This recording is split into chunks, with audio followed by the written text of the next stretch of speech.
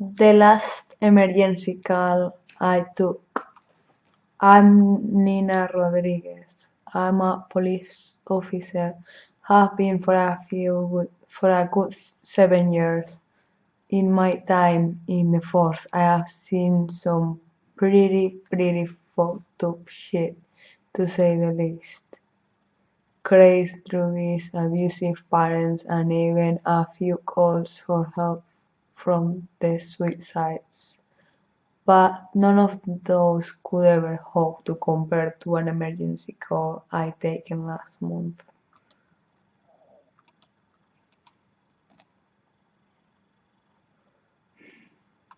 I now avoid taking emergency calls, not because of the overworried people calling about every little squeak in the house, the noise complaints, or even the occasional prank call.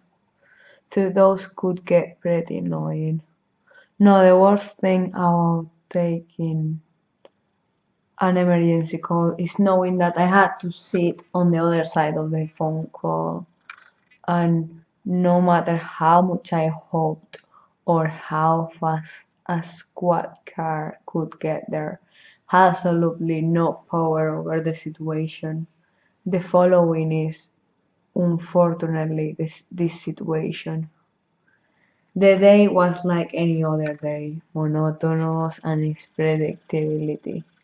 It was a Wednesday night, and the end of my shift was still ways off. Don't get me wrong, I love being a police officer, but I didn't sign up to be a secretary.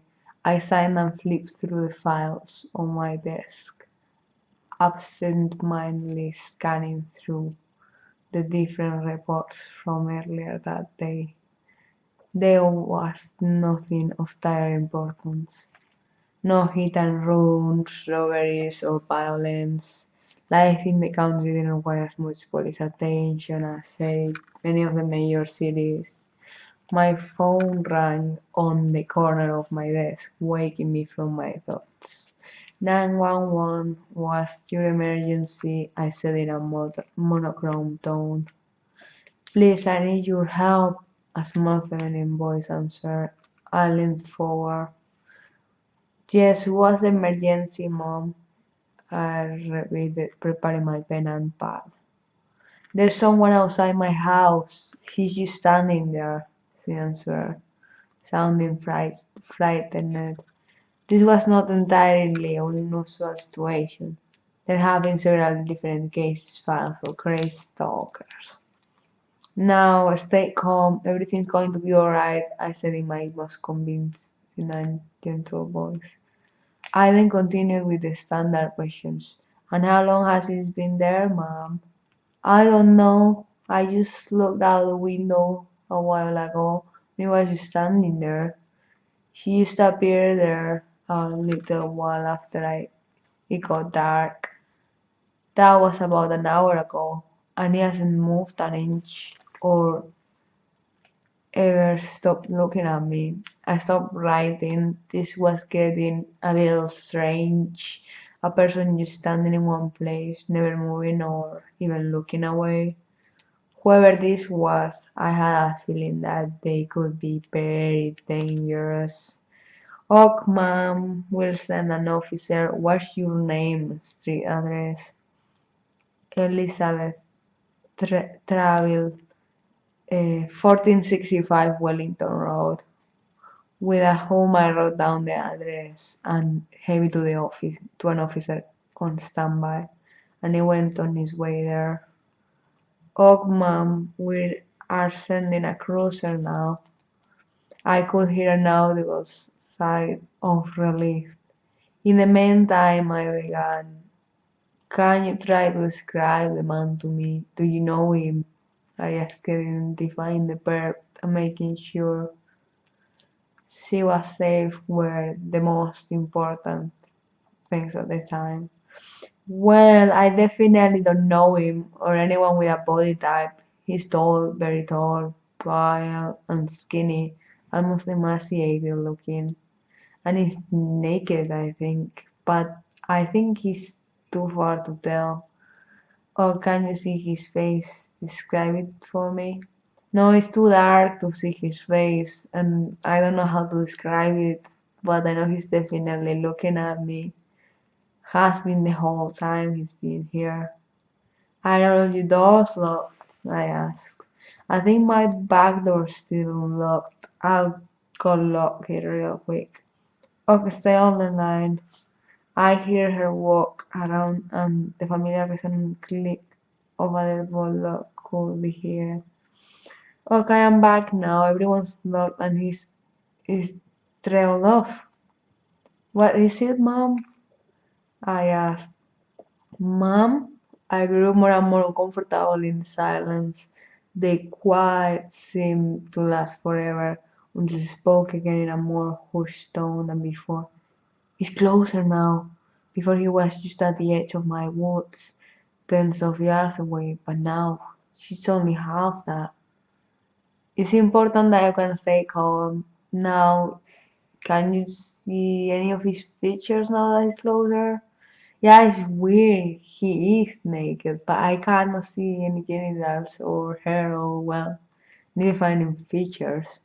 It's like he's wearing some skin tight suit. I still cannot really see his face, but I can tell it's deformed some way. He's still staring at me. It's so nerving. Okay, Mom, I am going to need you to find a safe place to lock yourself in case anything goes wrong. I said as calm as possible, trying not to scare her any further.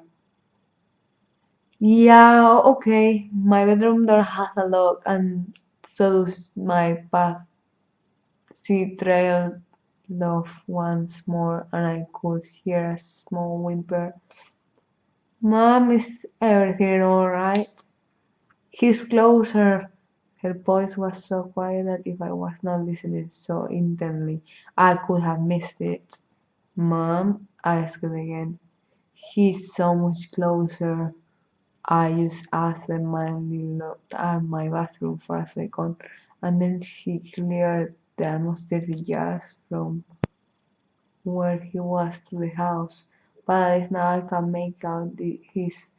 Oh God, Mom? My voice came out in a small bit. I was on the edge of my chair. Oh God, his face.